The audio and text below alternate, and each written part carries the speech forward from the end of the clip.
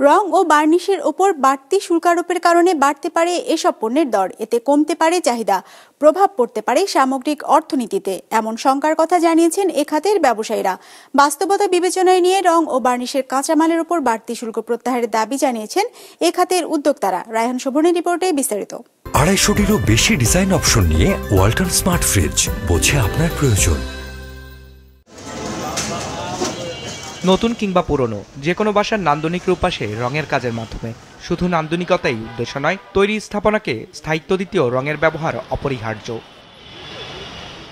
এই রং ও এর কাঁচামালের উপর সম্পূরক শুল্ক বাড়িয়েছে জাতীয় রাজস্ব বোর্ড। 5% সম্পূরক শুল্ক বাড়িয়ে নির্ধারণ করা হয়েছে 10%।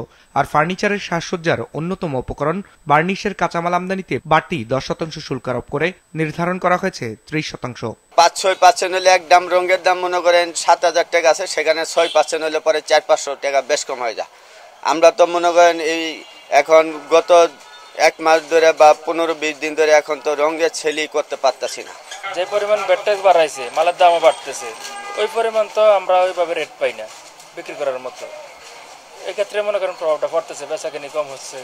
ক্ষুদ্র উদ্যোক্তাদের মতো চিন্তিত দেশের বৃহৎ উদ্যোক্তারাও। তথ্য বলছে প্রতিবেশী দেশ ভারতে মাথাপিছু রঙের ব্যবহারের হার 3 কেজি, চীনে এ হার 12 কেজি, আর আসিয়ানভুক্ত দেশগুলোতে 7 থেকে 10 কেজি পর্যন্ত, যেখানে বাংলাদেশে এ হার মাত্র 1 কেজি 400 গ্রাম। শিল্প উদ্যোক্তাদের সংখ্যা বাড়তি শুল্ক আরোপের কারণে বাড়তে পারে এসব পণ্যের দাম, এতে সাধারণের মাঝে কমতে পারে রঙের চাহিদা। যেহেতু এসডি বেড়েছে, সুতরাং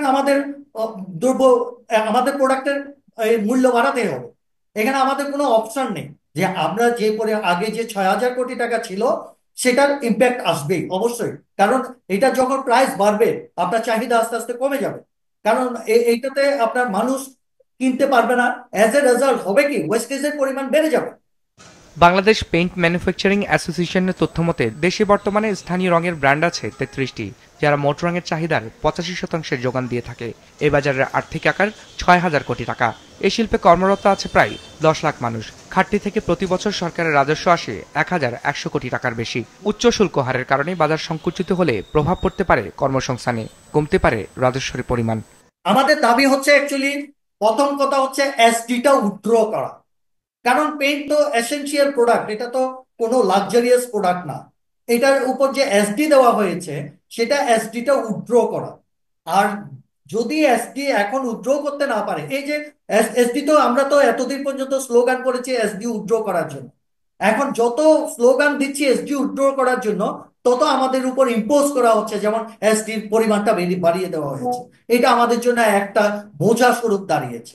বিশ্ব কোরেশন অর্গানাইজেশনের তথ্য বলছে স্থাপনায় রং না করার কারণে শিল্পভুক্ত দেশগুলোতে বছরে জিডিপির 1 থেকে 1.5% ক্ষতি হয়। বিজনেস রিপোর্ট, মাছরাঙা টেলিভিশন।